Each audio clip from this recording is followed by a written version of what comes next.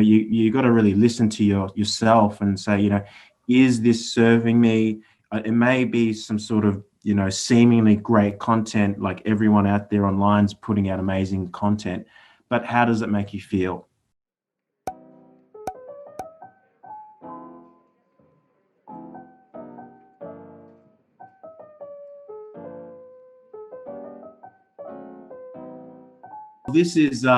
I think this is a really important question.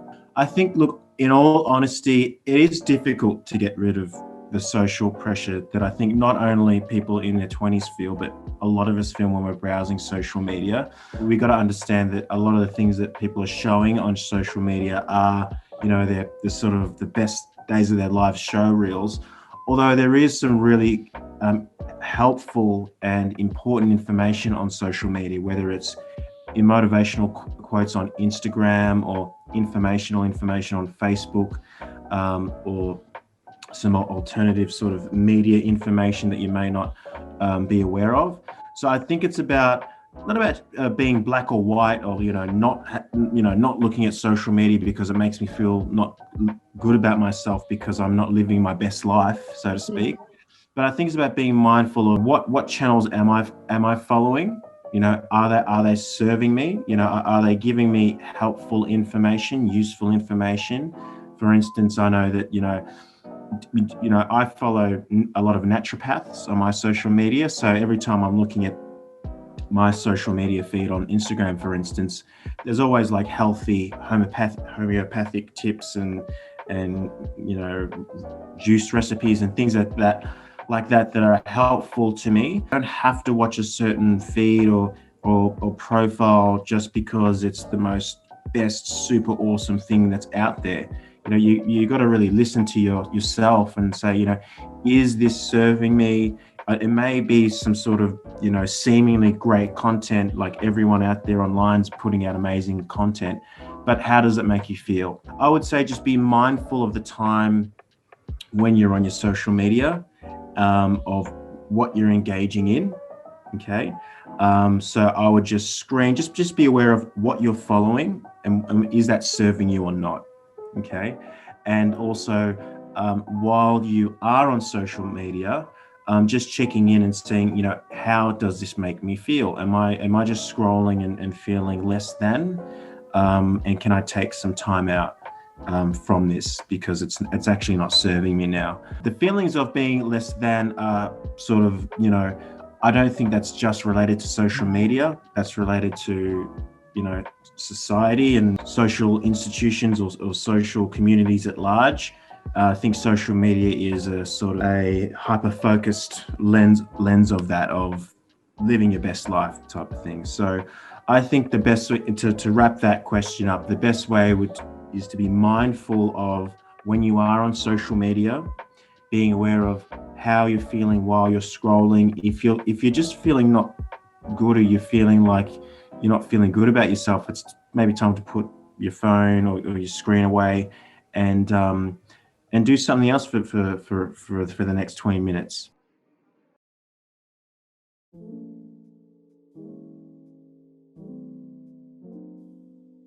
Wow, that is a huge question. How do we find clarity in a world full of noise? I think we just break things down into little pieces because the world is a complicated place. And, to answer that question, we really need to know, what is noise? When we say noise, what type of noise? And that may be different for different people. For some people, it could be, again, content, information, noise related to, say, the coronavirus, the different information out there about the statistics and different things that are happening with it, and how do we make sense of it, and find peace within it. I think, and it comes back, and I hate to be a total Zen guy about it, but it's taking one step at a time. Lao Tzu, the great Taoist philosopher and the Taoist sage, said, the biggest journey begins with a single step.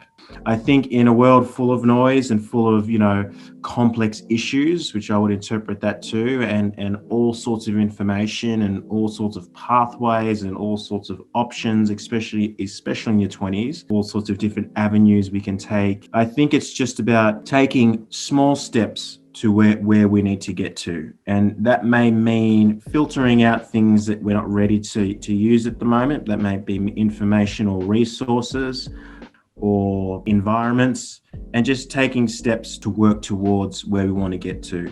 But it also, I think, means knowing some of our values of how to make sense. We need to know, how do we find peace? Well, how do we know? We need to know what peace is for us, and what making sense of the complexity is for us, which is sort of knowing our values and also our goals. But I think just taking one step at a time in learning information that feels good for us at this certain point in time, and that may look like, just acknowledging that you're on a journey and you're trying to find peace and make sense of what's going on, and we're not going to get it all done in one day. The world's a complex place. So again, I think I mentioned in the discussion before, patience. Problems have been around, and complexity in life and political debates have been around since time began. So I think taking those small steps to try and clarify what's going on in the world and how we relate to it is a great way to do that, through reading or what have you. But just taking small steps to not being overwhelmed by it.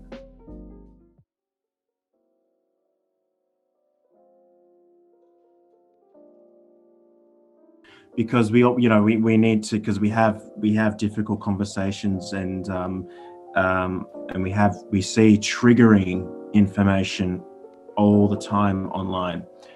And when we're working with mindfulness or any trauma therapy or any sort of a lot of general therapy, we call this our window of tolerance. So a window is, say we've got I don't know if I had a diagram here, but just so we've got this spectrum here, right? And within this sort of spectrum, this is my stress level from 0 to say 40, okay? So we've got this 40% here. Anything outside this is going to 45, 50, 55. So maybe just above where the top of my painting is, you can see the top there, that's 100.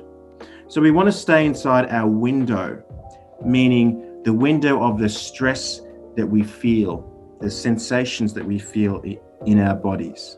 So when we're trying to try a new challenge and we're trying to do something new, it's always, or we're looking at information that's challenging or complex or maybe triggering, it's going to be, a challenge is always going to cause discomfort because it's outside of our comfort zone.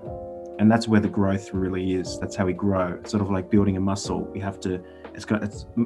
Building a muscle, it's going to be uncomfortable and painful, actually, if you keep doing it. But the muscles will grow from shredding the muscle fibers. So to do this in a healthy way, especially with content online and like the different complexities that we're facing and the noise, so to speak, we want to just acknowledge, where am I on a scale of 1 to 10 of being not stressed and totally overwhelmed is the 10. Where am I on a 1 to 10?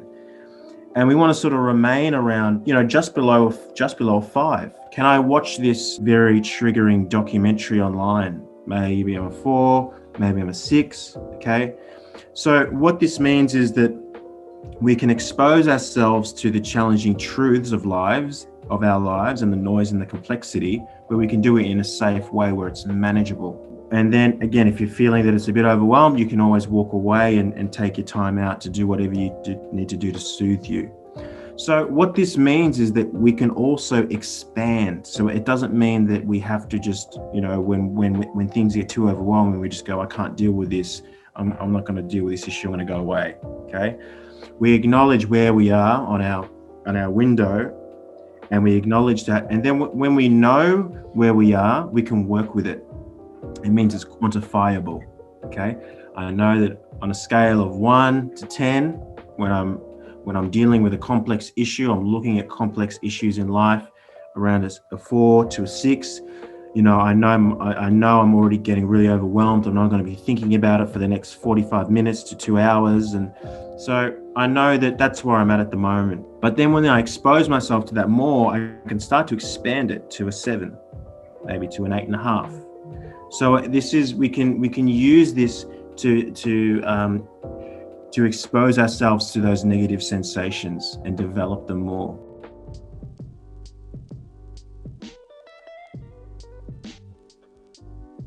Life's going to do that.